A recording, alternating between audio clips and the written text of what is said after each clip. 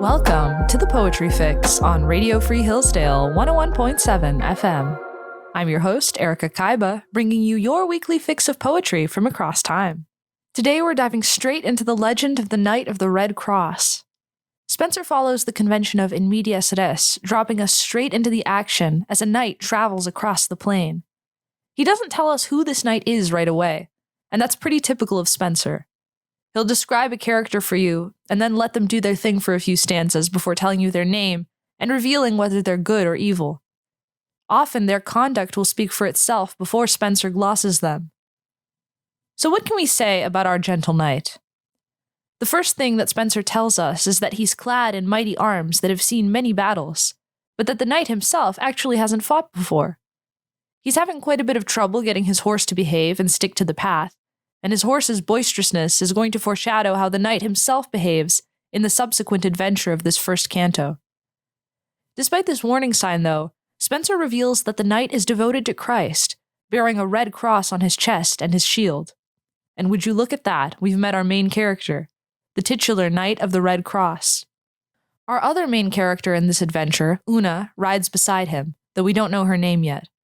All we learn is that she's lovely of appearance, and that she rides on a lowly white horse, suggesting both purity and humility. She also wears a black veil, suggesting that she is mourning something. Both she and Red Cross are described as having a very solemn aspect in this introduction. We will have to find out whether Spencer sees this as fitting or troubling. With all that said, let's dive in. The Faerie Queene, The Legend of the Knight of the Red Cross by Edmund Spencer, narrated by Erika Kyba. A gentle knight was pricking on the plain, yclad in mighty arms and silver shield, wherein old dints of deep wounds did remain the cruel marks of many a bloody field. Yet arms till that time did he never wield.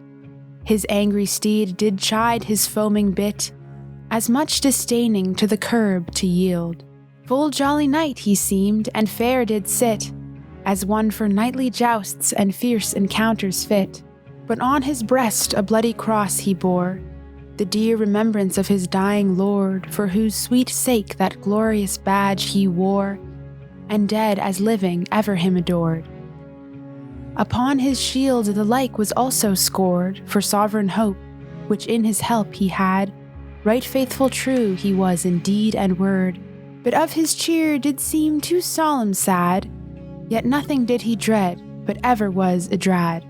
Upon a great adventure he was bond, that greatest Gloriana to him gave, that greatest glorious Queen of Fairyland, to win him worship, and her grace to have, which of all earthly things he most did crave. And ever as he rode his heart did earn, to prove his puissance in battle brave, upon his foe and his new force to learn, upon his foe a dragon horrible and stern. A lovely lady rode him fair beside, upon a lowly ass more white than snow, yet she much whiter, but the same did hide under a veil that wimpled was full low, and over all a black stole she did throw, as one that inly mourned, so was she sad, and heavy sat upon her palfrey slow, seemed in heart some hidden care she had, and by her in a line a milk-white lamb she lad. You've been listening to The Poetry Fix with Erika Kyba. If you enjoyed this episode, consider following The Poetry Fix on Spotify, YouTube, or Apple Podcasts. And if you have any poems you want to see in a future episode, email your suggestions to thepoetryfix@gmail.com. Join me next week and we'll be continuing our journey through the Faerie Queene.